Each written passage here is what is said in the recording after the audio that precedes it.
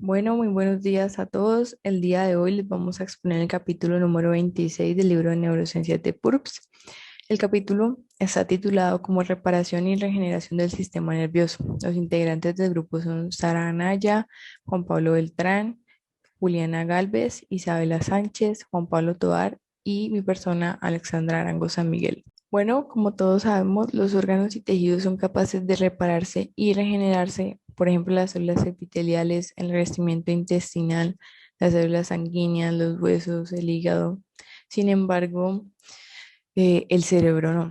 Este es generalmente refractario a la reparación.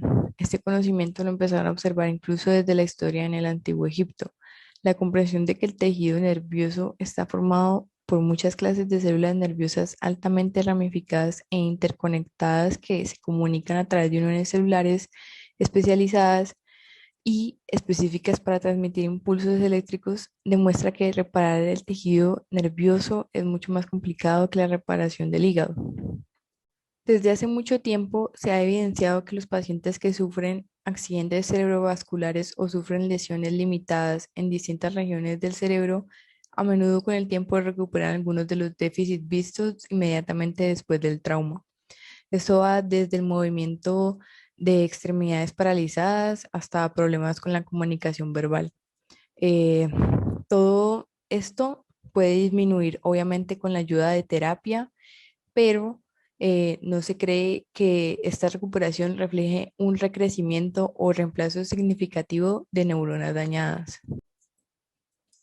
Lo que se ha demostrado es que las regiones cerebrales no dañadas eventualmente se activan y se reorganizan para respaldar en algunas partes funciones que han sido interrumpidas. Los estudios que comprueban mejor la comprensión de la recuperación funcional son de la corteza motora primaria, donde la regeneración de fuerza y la precisión del movimiento se pueden medir a lo largo del tiempo, después de un daño focal. Se ha demostrado que los circuitos de la corteza motora primaria del adulto retienen cierta capacidad de plasticidad que refleja la variedad de conexiones axonales que se extienden horizontalmente de esa región. Es por esta razón que las conexiones que pueden no estar activas cuando el sistema está intacto se pueden desenmascarar cuando hay daño cerca. También los cambios plásticos que favorecen la recuperación funcional pueden ocurrir en la sinapsis entre neuronas excitadoras o inhibidoras, pero que estén intactas. Estas tal vez son las que restablecen el equilibrio excitador-inhibitorio para así maximizar la función del circuito. También puede haber un crecimiento local modesto de ramas de axones o dendritas, así como una nueva sinaptogénesis de neuronas intactas que refuerza aún más las conexiones restantes. También la actividad alterada en la corteza motora ipsilateral puede proporcionar una activación que puede modelar el movimiento apropiado a través de vías contralaterales libres. Las consecuencias de la plasticidad de la corteza motora se pueden ver en pacientes con accidentes cerebrovasculares utilizando imagen por resonancia magnética funcional. Como podemos observar en la diapositiva, aquí se trata de un paciente con accidente cerebrovascular pontino focal que comprometía los axones de las neuronas motoras superiores en la representación de la mano. A este paciente se le hizo un seguimiento a medida que iba mejorando, lo podemos observar en la imagen B, a medida que iba mejorando el movimiento de la mano, se observó cómo la actividad focal en el lugar de la representación de la mano, en la imagen C, que aumentó poco después del accidente, fue disminuyendo a medida que avanzaba la recuperación funcional. Hay tres tipos de regeneración neuronal en un cerebro dañado. El primer tipo es el recrecimiento de axones. Entonces, en la regeneración de nervios periféricos, cuando se cortan los axones periféricos, la neurona, ya sea en un ganglio periférico o en el sistema nervioso central, regenera la porción distal del axón. Entonces, este primer tipo de reparación se observa principalmente cuando los nervios sensoriales o motores están dañados en la periferia, pero están intactos los cuerpos de las células nerviosas en los ganglios sensoriales y autónomos o en la médula espinal. Esta regeneración del nervio periférico es del tipo de reparación más fácil de lograr en el sistema nervioso y el más exitoso clínicamente. El segundo tipo de reparación es la restauración de las células nerviosas centrales dañadas. Entonces, aunque los axones o las dendritas de estas neuronas pueden lesionarse, las células mismas sobreviven. Entonces, antes de la lesión, las células gliales, que son las púrpura oscuro en la imagen de la mitad, están inactivadas. Inmediatamente después de la lesión, las células gliales crecen, los axones y las dendritas se degeneran y se pierden las conexiones. Después de la recuperación, se puede observar un pequeño crecimiento de axones y dendritas a partir de la célula lesionada. A este proceso se le llama usualmente brotación, pero las células gliales hipertróficas permanecen para formar una cicatriz en el sitio del daño tisular. Este segundo tipo de reparación es bastante limitado. El tercer tipo de reparación es la génesis de nuevas neuronas para reemplazar las que se han perdido, ya sea por desgaste normal o como resultado de un daño. Entonces, el reemplazo neuronal depende del mantenimiento de una célula madre neural multipotente. La vemos de color verde oscuro en la imagen de la derecha. Después de la lesión, esta célula madre prolifera y da lugar a nuevos neuroblastos que luego se diferencian e integran el tejido dañado. Estas nuevas neuronas las vemos de color violeta oscuro, entonces hacen conexiones con las células ya existentes. Un ejemplo de este tipo de reparación es la génesis de las neuronas receptoras olfativas periféricas que se dan a lo largo de la vida adulta, pero aparte de esta reparación ocurre ya muy raramente y sus mecanismos son muy controvertidos. Bueno, yo voy a hablarles sobre la regeneración de nervios periféricos. Para empezar, debemos saber el contexto. Hacia el lado izquierdo van a poder observar la imagen de Henry Hess, el cual fue un neurólogo británico del siglo XX, que proporcionó un relato particularmente dramático sobre la reparación del sistema nervioso periférico. Debemos recordar que para esta época había quedado claro que el daño a un nervio periférico resultaba en una restauración gradual, pero generalmente incompleta de la función sensorial y motora. La rapidez y precisión de esa recuperación podría facilitarse mediante la recolección quirúrgica de dos extremos del nervio cortado. Aparentemente, si la regeneración ocurriera en un ambiente que resultara la continuidad de la vaina nerviosa existente, la recuperación funcional podría ser mucho mayor. El interés de Head en esta posibilidad culminó en un enfoque un poco idiosincrático para documentar el alcance y la precisión funcional de la regeneración de los nervios sensoriales y motores periféricos dañados, por lo que en lugar de evaluar la recuperación funcional en pacientes que presentaban lesiones traumáticas, que eran variables en ubicación y extensión del daño tisular, eligió someterse a él mismo a un experimento preciso de transección y reposición de nervios, documentando los resultados como una narrativa personal.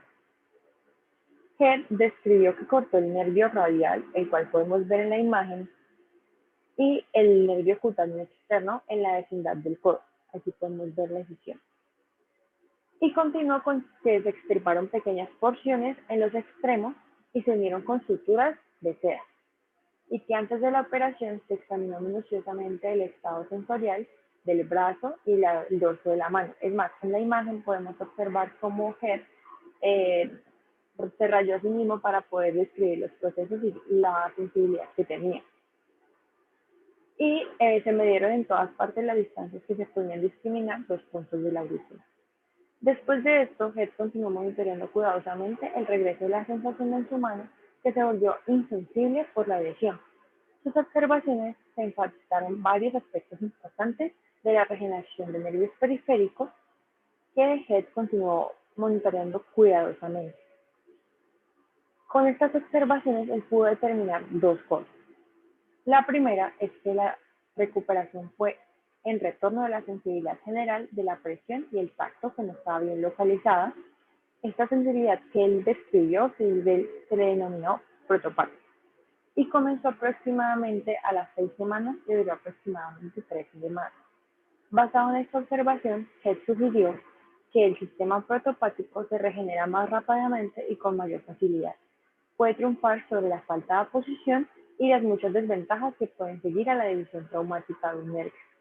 La segunda fue que el equipo empezó a experimentar un conjunto de sensaciones que se recuperaban más lentamente e incluían la sensibilidad del tacto ligero, la discriminación de temperatura, el pinchazo y la discriminación de 2 puntos, así como el control de la motricidad fina, a lo que él se refirió como habilidades epicríticas. De hecho, esta facultad no se recuperaron por completo durante los 2 años transcurridos entre la visión quirúrgica de Head y la publicación de su artículo. Su artículo fue publicado en 1905. Señaló que las fibras de este sistema se lesionan más fácilmente y se regeneran más lentamente que las del sistema protopático. Evidentemente, estas están más desarrolladas y se acercan más a las fibras motoras que suministran el músculo voluntario en el tiempo necesario para su regeneración. Estas observaciones, a pesar de tener inusual experiencia y de tener pocos sujetos de experimentación, porque solamente fue una sola persona, se pudieron distinguir capacidades regenerativas de varias clases de células ganglionarias de la raíz dorsal y montoneuronas durante el proceso de reinervación periférica. También sugirió por primera vez que puede haber una diferenciación biológica entre neuronas sensoriales que detectan información somatosensoria general, menos localizada como la presión y el tacto, e información más específica y localizada como la discriminación de 2 puntos y el dolor. Por otro lado, se insistió que todos estos procesos iban a ser a cargo de una señalización molecular que iba a brindar el organismo.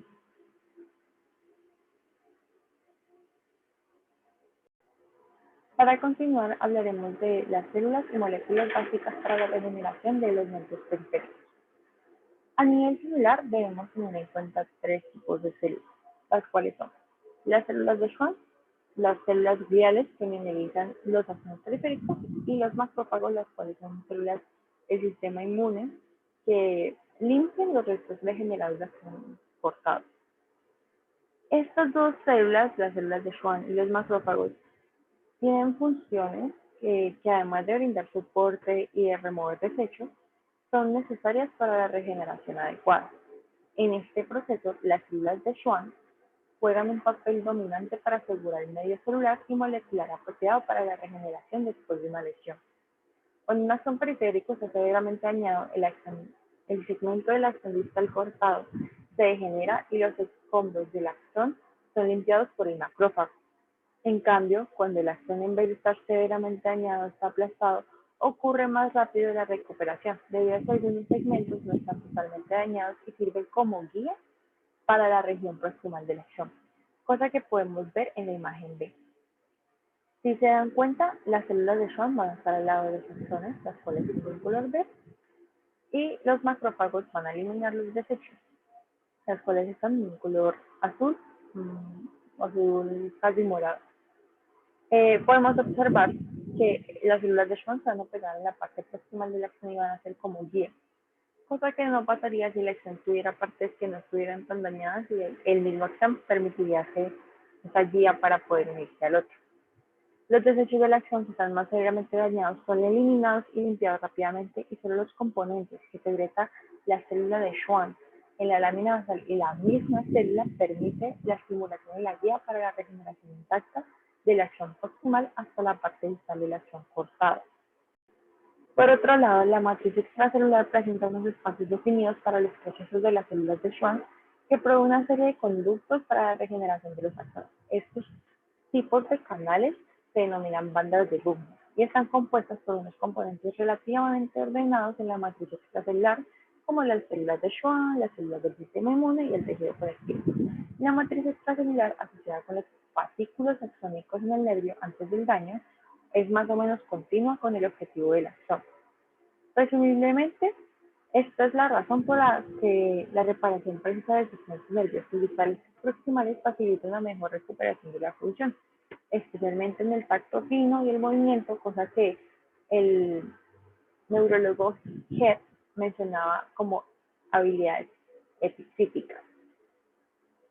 Ambas regeneraciones periféricas, es decir, tanto sensorial y motora, expresan integrinas que median el reconocimiento de la matriz extracelular y posterior señalización intracelular que facilita el crecimiento.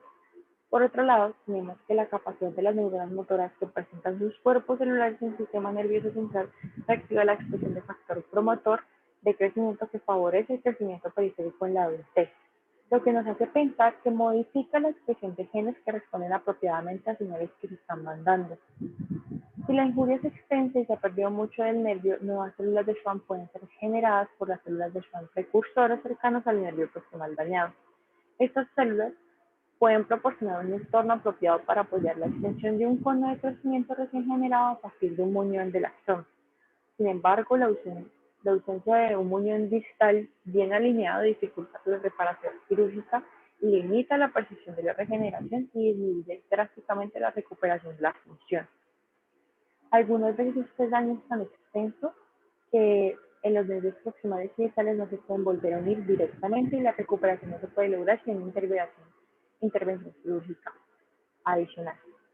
Hay casos en los cuales se puede tomar un tramo de un nervio que no sea tan relevante, por ejemplo, el nervio cutáneo de la pierna, el nervio cutáneo externo de la pierna, y se puede adicionar, y eso pues puede favorecer en cierto grado esa reformación del nervio periférico, o los cirujanos pueden volver a unir ambos extremos.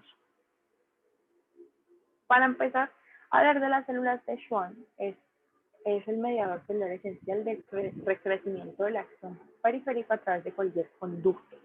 Las células de Schwann brindan soporte molecular que favorece la regeneración al recrear un ambiente similar al medio que respalda la guía y el crecimiento de los axones durante el desarrollo temprano.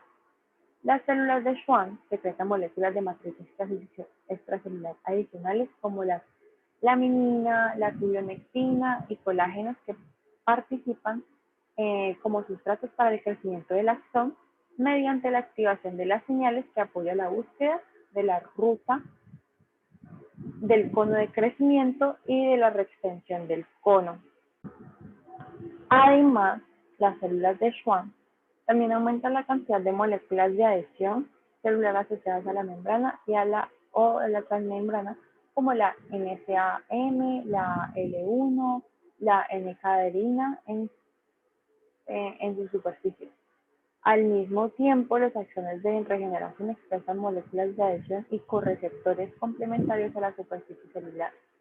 Estas moléculas de adhesión probablemente median la señalización que facilita la motilidad del cono del crecimiento.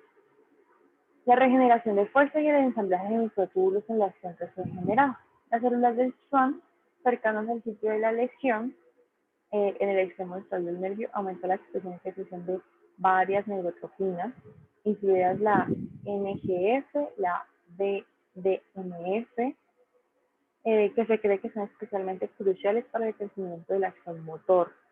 Y los receptores de neutropina TRK y P75 se elevan después de una lesión en los conos de crecimiento recién generados de los axones periféricos de regeneración. Existe cierta especificidad en el momento de la disponibilidad del NGF,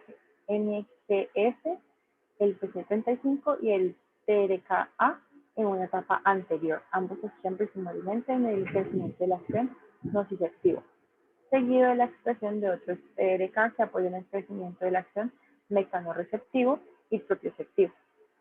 La disponibilidad local de neurotropinas pueden promover un estado de crecimiento, es decir, reactivar la capacidad de señalización trófica para los axones dañados, así como atraer los axones en crecimiento a los objetivos locales apropiados distales al sitio del daño, es decir, en los efectos tróficos.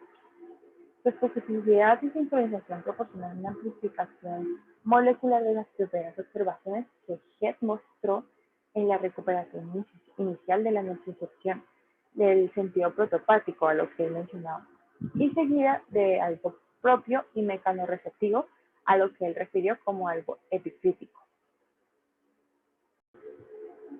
En prevención de la reactivación del crecimiento nervioso inmediatamente después de la lesión o en respuesta a esos cambios causados por las células de Schwann, después de que se eliminen los desechos y las células de Schwann han comenzado a migrar hacia el muñón distal, las neuronas periféricas regeneradas también cambian, lesionando y activadamente la regeneración de neuronas sensoriales o motoras, modifican la expresión génica para el resamblaje del citoesqueleto, la transducción de señales y el tráfico de proteínas en el cuerpo celular para acompañar el reconocimiento.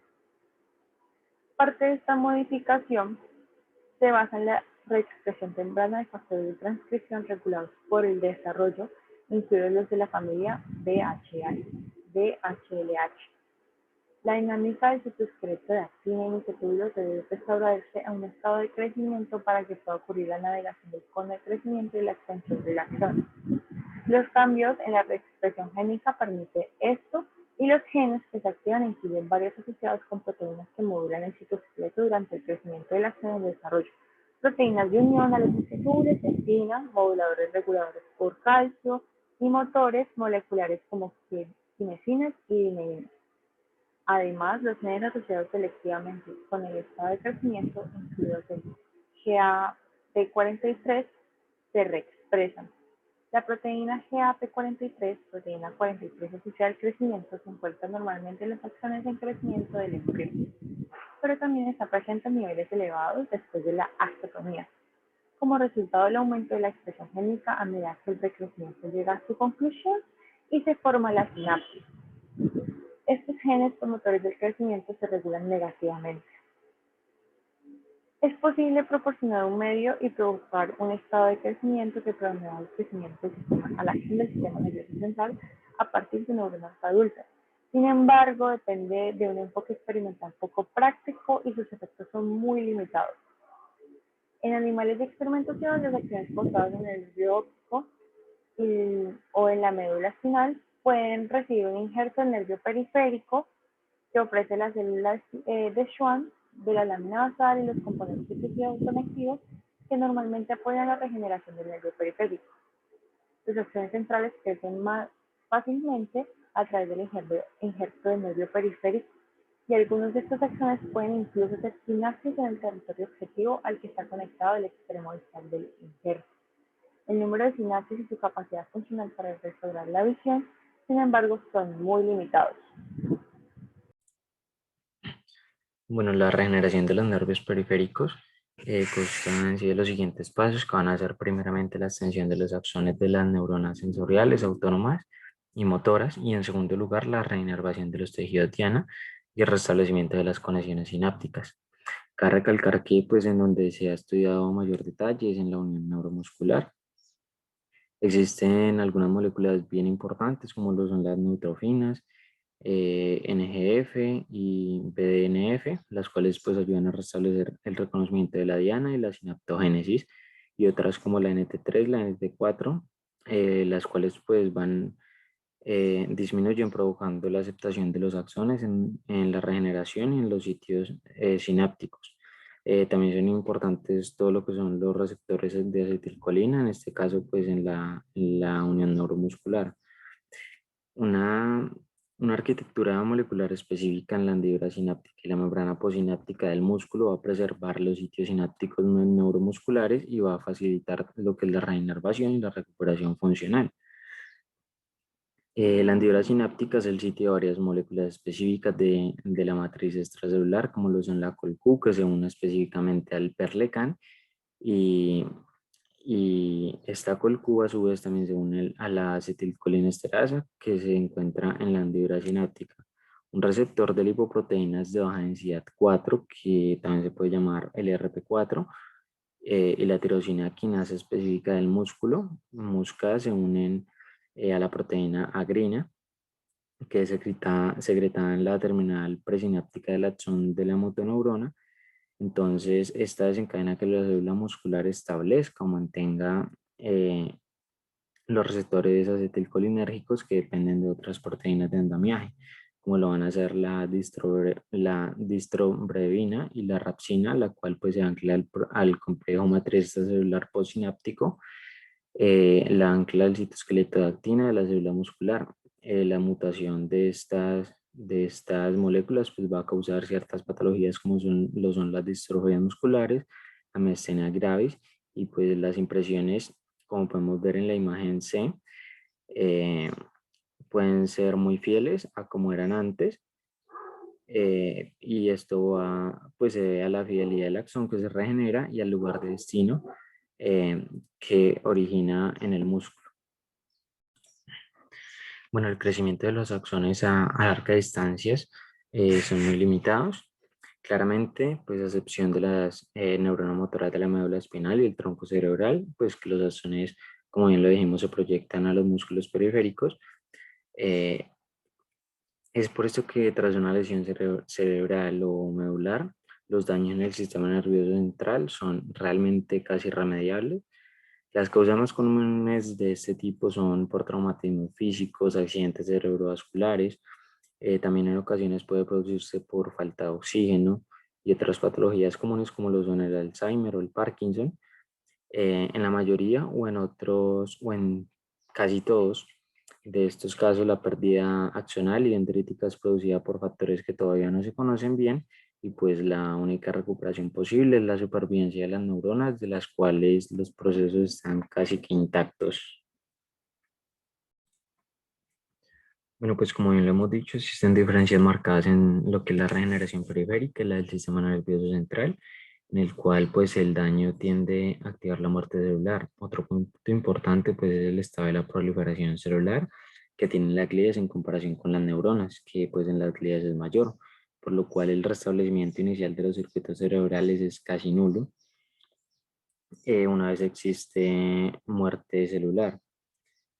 Ejemplo de lo anterior es un caso estudiado como lo son los casos de la hipoxia por oclusión vascular, en los cuales la muerte inicia en la región hipóxica y se extiende a nivel local por acción de las caspasas paraptóticas, como lo pueden ser la caspasa 3. En la imagen de la derecha podemos ver que bien claro pues era la imagen de la izquierda, la imagen A, y en la imagen de la derecha podemos ver el mecanismo principal de lo que es la apoptosis neuronal, en la que como pues se puede ver, puede ser provocada por excitotoxicidad, por exceso de glutamato, que es causado en ciertos episodios anormales después de un daño cerebral local, por la unión de citotoxinas inflamatorias a receptores en la membrana neuronal. Eh, Cualquiera de estos estímulos dan como resultado la eliminación del gen antiapoptótico que es BCL2, que libera el citocromo C de las mitocondrias, y pues todos sabemos que esto activa las caspasas 3, que son caspasas proapoptóticas y obligan a la célula a ir a muerte celular inducida. Cabe recalcar pues que existen mecanismos como lo que son la autofagia, que intenta solventar los altos niveles de estrés celular tratando de prevenir la muerte celular inducida. Bueno, ahora hablaremos sobre las cicatrices gliales en cerebro lesionado. Entonces, tenemos que ante una lesión cerebral se activan tres tipos de glías, los astrocitos, la oligodendroglía y la microglía, las cuales se oponen al nuevo crecimiento neuronal. Estas células también son conocidas como glías activadas y no son susceptibles a los estímulos que conducen a la apoptosis neuronal después de una lesión. Por eso se mantiene el crecimiento de células gliales mientras que mueren las neuronas implicadas en la lesión. En la mayoría de las lesiones cerebrales, pues hay proliferación local de precursores gliales y un crecimiento de las prolongaciones de células gliales presentes en la lesión. Todo esto conduce a la formación de cicatrices gliales, gracias también a la ayuda de secreciones de algunas señales por parte de astrocitos, oligodendroglías y microglías. Dichas señales son factor de crecimiento transformador, factor de crecimiento fibroelástico, factor de necrosis tisular alfa, interleuquinas, interferón gamma y factor de crecimiento insulinosímil. Esas señales, dependiendo de la célula blanco, podrán promover la muerte celular y la fagocitosis, o en algunos casos proveer señales protectoras para células nerviosas restantes. Bueno, seguimos con el siguiente tema, que es activación inmunitaria e inflamación después de una lesión cerebral. En este caso, la respuesta inmune específica es iniciada por células gliales antes, durante y después de la formación de una cicatriz glial. Aunque en algunas situaciones esta respuesta inmune puede estar reforzada por células de linaje en monocitos luego de un daño en la barrera hematoencefálica. Y como sabemos, la barrera hematoencefálica pues, es una interfaz entre los vasos sanguíneos y el tejido neural. Y esta tiene como función impedir el paso de ciertas moléculas o células del sistema inmune hacia el cerebro. Entonces, cuando hay un daño en el tejido cerebral, esta barrera hematoencefálica es interrumpida y de esta forma permite la invasión en el cerebro de células que viajan por sangre como neutrófilos y monocitos. Luego de esto, pues se da una activación de microglías y astrocitos y finalmente invaden otras células como linfocitos T y linfocitos B. Esa respuesta inflamatoria se inicia por la liberación de proteínas asociadas al daño, como lo es el contenido de neuronas lisadas, enzimas mitocondriales e intermediarios de señalización no proteicos. Estas proteínas inician una cascada de respuestas celulares que provocan la secreción de citoquinas proinflamatorias, como citoquinas que atraen neutrófilos, monocitos y citoquinas que median la maduración de linfocitos T y B. Una de las citoquinas más importantes es la interleuquina 1, la cual modula la expresión de mediadores que refuerzan el estado inflamatorio. El resultado final de esta respuesta neuroinflamatoria es la cicatrización glial, que encapsula el sitio de la inflamación y forma una barrera protectora para el tejido cerebral sano adyacente. Ahora, con respecto al crecimiento de axones después de una lesión cerebral, decimos que la desventaja de las cicatrices gliales es que impiden el crecimiento axónico más allá del sitio de la lesión. A pesar de que no se sabe exactamente ese mecanismo de barrera, sí está claro que los astrocitos presentes en la cicatriz glial producen moléculas que repelen el cono de crecimiento axonal. Estas moléculas incluyen la semaforina A3, algunas efrinas y SLIT. Los receptores de estas moléculas se encuentran en los conos de crecimiento de los axones que se encuentran próximos a la cicatriz glial y de esta forma desvían el crecimiento de dichos axones a un lugar diferente a la cicatriz. Además, también se encuentran componentes de la matriz que inhiben el crecimiento axónico, sobre todo los que están aquí mencionados, que son la tenasina y el proteoglicano condroitin sulfato. Estos también se encuentran en el interior de la cicatriz glial.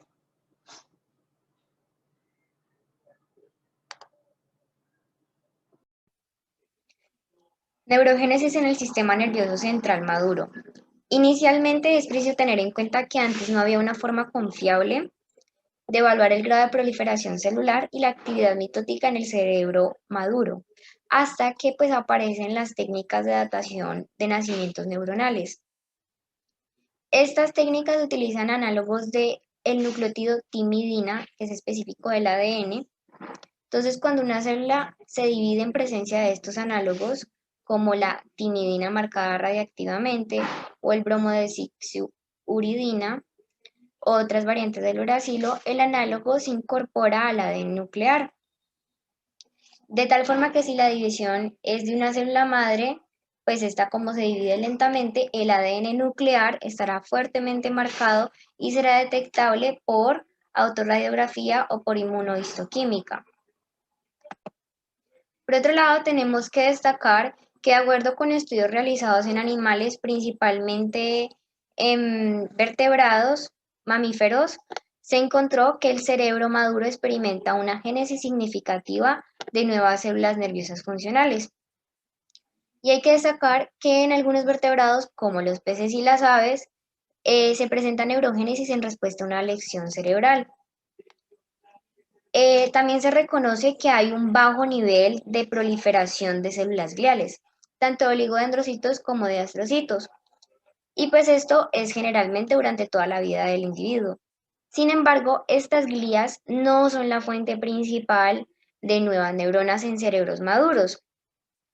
Y pues tenemos claro que las neuronas diferenciadas existentes no se diferencian ni se dividen. En cambio, algunos lugares del cerebro de varias especies, incluidos los humanos, existen unas regiones donde las células madres neurales se mantienen en ese cerebro adulto. Entonces, esas células, al igual que sus contrapartes embrionarias, lo que van a hacer es que expresan principalmente unos marcadores gliales que se van a distinguir por su ubicación y sus características proliferativas, de tal forma que van a empezar a reemplazar o aumentar las poblaciones existentes. Y esto va a variar según la especie, la región del cerebro y las condiciones. como lo son el crecimiento, el cambio estacional, la lesión. Y pues por otro lado debemos destacar que aún no está muy claro si estos ejemplos pues que se limitan a la neurogénesis pues juegan un papel normal en esa función cerebral, ya que pues estos sistemas nerviosos centrales maduros pues proporcionan un entorno o un nicho que apoya ese mantenimiento de los precursores neuronales multipotentes que permite la neurogénesis. Neurogénesis adulta en vertebrados no mamíferos. Entonces, en esta primera imagen, pues podemos observar los peces teleósteos que crecen durante toda su vida adulta, dado que el crecimiento del cuerpo del pez se corresponde con el crecimiento de sus ojos y de su cerebro. Entonces, de aquí, pues en esta imagen es preciso destacar algunos datos. Entonces, en la década de 1970, varios investigadores habían reconocido que el crecimiento del ojo iba acompañado de la generación de nuevas neuronas retinianas. Y estudios posteriores, pues lo que revelan es que estas neuronas se generan a partir de un subconjunto de células madres, que lo que hacen es que forman un anillo alrededor de todo el margen de la retina del pez dorado. Y pues estas células lo que hacen es que son capaces de generar todas las clases de células de la retina, excepto los fotorreceptores del bastón, que son regenerados por una célula precursora adulta que es distinta. Lo que quiere decir que las células de estas especies conservan muchas de las características moleculares de las células madres del embrión, que inicialmente pues generan la retina. De tal forma que las nuevas neuronas generadas por estas células madre de la retina adultas, lo que hacen es que se integran en la retina existente ya en anillos, entonces se integran con respecto a esas células precursoras en la periferia y la retina diferenciada ya existente. Entonces, de esa forma, los axones de las nuevas células ganglionares de la retina entran y crecen a través del nervio óptico y el tracto para reinervar el tectón óptico. Y pues es preciso destacar que la regeneración de todas las clases de células retinianas también puede ocurrir en respuesta a una lesión local del tejido retiniano existente. Sin embargo, pues como esta reparación pues localizada es diferente a la adición continua de esas células. Es también preciso pues mencionar que estas células no se agregan puntualmente en anillos complementarios, sino que se agregan como medialunas en la parte posterior del tectón, por lo que va a generar que la geometría de la neurogénesis adulta en la periferia y en el cerebro no coinciden. Entonces, lo que sucede es que estas nuevas entradas retinianas se tienen que reasignar constantemente junto con las proyecciones retinianas ya existentes. Entonces, de esta forma, lo que se quiere dar a entender es que tiene que haber muchísimo dinamismo en las conexiones sinápticas en el tectón óptico del pez dorado adulto, y las conexiones deben hacerse y romperse continuamente. Bueno, en esta segunda imagen observamos un proceso de neurogénesis adulta en los pájaros cantores machos como el canario, aunque también se puede presentar en el pisón cebra. Este proceso ocurre en varias regiones del cerebro aviar, sin embargo, se ha estudiado más a fondo en las estructuras que controlan la vocalización y la percepción del canto, ya que en estos animales pues hay una pérdida y una adición de un número significativo de neuronas en los núcleos del prosencéfalo que controlan la producción y la percepción del canto. Entre estos pues están el centro vocal superior, el Robustus architriavus y la área X, que los podemos observar ahí en la imagen. La área X es el equivalente del núcleo caudado en el cerebro de los mamíferos. Y pues es preciso resaltar que en algunos el ciclo de pérdida y regeneración sigue a las temporadas de apareamiento y está bajo el control de las esteroides gonadales, mientras que en otros simplemente se produce de forma continua. Entonces, lo que pues observamos es que las nuevas neuronas se generan a partir de células madres neuronales que se encuentran en una región limitada del tejido neural que está inmediatamente adyacente a los ventrículos laterales del prosencéfalo. Y así, en el centro vocal superior se mantiene una población de células madres radiales. Los cuerpos celulares son adyacentes al espacio ventricular y sus procesos de esta forma se mantienen hacia el neuropilo del núcleo. Por otro lado, tenemos un subconjunto de neuronas que se retienen en el núcleo a medida que se agregan otras nuevas. Y pues también tenemos que los neuroblastos van a migrar desde la zona ventricular a lo largo de los procesos radiales de las células precursoras y luego se integran en los circuitos con neuronas existentes. Entonces, de esta forma vemos cómo los dos ejemplos mencionados respaldan la capacidad de que los cerebros de los vertebrados adultos pues cuentan con esa neurogénesis, es decir, esa capacidad de agregar nuevas neuronas e incorporarlas en circuitos funcionales que guían el comportamiento. Ahora yo les voy a hablar de la neurogénesis en el cerebro mamífero adulto. Aquí en la diapositiva les estoy mostrando dos imágenes extraídas de Purbes en donde se muestran las dos regiones en las que ocurre este evento, las únicas dos regiones. Entonces, para comenzar, la neurogénesis es el proceso por medio del cual vamos a poder reconstruir una ausencia de neuronas en el sistema nervioso debido a unas causas específicas como pueden ser lesiones cerebrales o enfermedades neurodegenerativas, por ejemplo. Entonces, como les mencionaba, en la imagen B tenemos el hipocampo y en la imagen A tenemos el bulbo olfatorio. Para el hipocampo, las células madre neurogénicas que permiten la generación de unas células específicas se encuentran en la zona subgranular. Para el hipocampo va a ser específicamente células granulosas y periglomerulares, mientras que para el bulbo olfatorio van a ser células granulosas solamente. Y esas células madres neurogénicas se van a encontrar en una zona que se llama la zona subventricular anterior, que como su nombre lo indica, está ubicada en el cerebro anterior. Podemos distinguir entre la relación de dichas zonas con el hipocampo y el bulbo olfatorio, que las distancias son muy diferentes. Por ejemplo, tenemos que en el bulbo olfatorio, en relación con la zona subventricular anterior, es una distancia relativamente larga para las células que se generan ahí, para que puedan migrar hasta el bulbo olfatorio, mientras que en el hipocampo es una distancia mucho más cerca, ya que las células no necesitan desplazarse tanto. Entonces esto sería para el caso de la neurogénesis, mientras que cuando hablamos para pulmones e intestinos, ya se habla más de un ecosistema local en un nicho de células madre, en donde ese ecosistema permite el mantenimiento de dichas células y la diferenciación en células madre que van a reconstruir el tejido, que puede ser pulmones o intestinos. Tanto en la zona subventricular anterior como en la zona subgranular, las células madre neurales tienen características similares a las de los astrocitos, incluyendo la misma expresión de moléculas.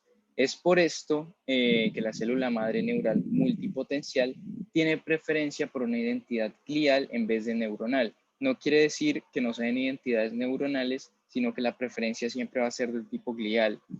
En la imagen inferior derecha, traje una imagen de Purbes en donde ustedes pueden ver ahí los nichos de las células madre.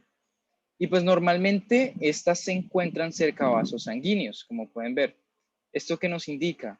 Que posiblemente esas células madre neuronales estén reguladas por la circulación y por moléculas locales de señalización.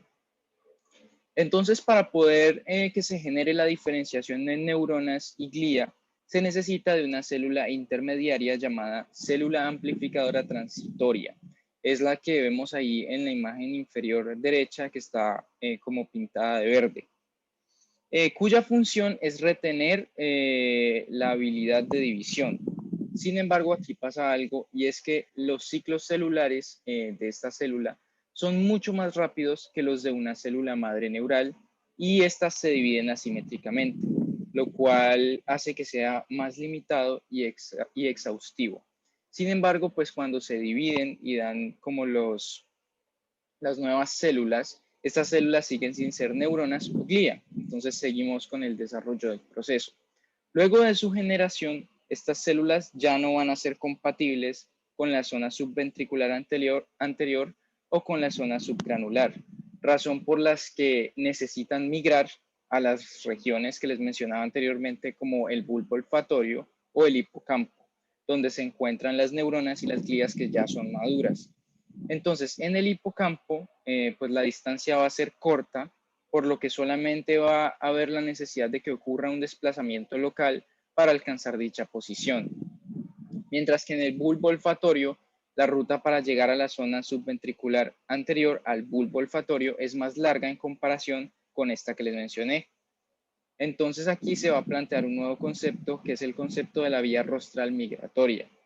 Esta vía rostral migratoria está establecida por la glía y lo que va a hacer es que va a facilitar la migración de las nuevas neuronas generadas, pues las superficies de las glías se van a encontrar elongadas, generando como una especie de canales por los que van a pasar los neuroblastos, que podemos ver ahí en la imagen superior izquierda, los neuroblastos pintados de verde, con sus respectivas pues moléculas canales, y están pues dentro de los canales que construyeron los procesos de las glías. Entonces, ¿qué más? También tenemos un componente que es el componente de la matriz extracelular, que se cree que es secretada por esta glía y también facilita la migración. Entonces, también tenemos que las células que migran van a expresar una molécula de adhesión de células neurales que se llama NCAM, en su forma policializada.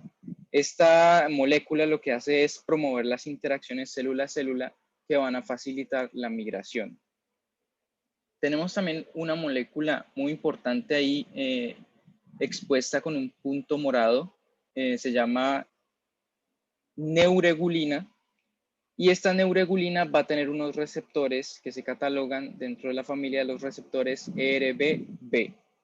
Entonces estos receptores van a generar influencias en la guía de los axones y en la formación de sinapsis en la periferia. Y para el caso de la motilidad, especialmente es cuando la neuregulina se une al receptor ERBB4. Bueno, ahora para finalizar y a manera de resumen, en la mayoría de los casos, la neurogénesis ocurre de manera lenta y a un nivel bajo, en lugar de lo que se esperaría, que es una reconstitución total del cerebro en respuesta a una lesión, como les mencionaba, o a una enfermedad neurodegenerativa. Sin embargo, este es un campo que no ha sido muy investigado, por lo que nos falta todavía mucha información al respecto. Y pues lastimosamente está demostrado que la vía rostral migratoria está ausente en el ser humano, por lo que no hay neuronas nuevas que migren desde la zona subventricular anterior al bulbo olfatorio. Entonces, aquí les traje una gráfica en donde se puede ver a un individuo que nació en 1952 y cómo con las concentraciones normales atmosféricas de carbono 14 no existe ninguna generación de nuevas neuronas en su etapa adulta. Entonces esto nos prueba que realmente la neurogénesis en la etapa adulta es algo utópico por el momento, es algo que a lo que debemos invertirle pues mucha más investigación. Muchas gracias.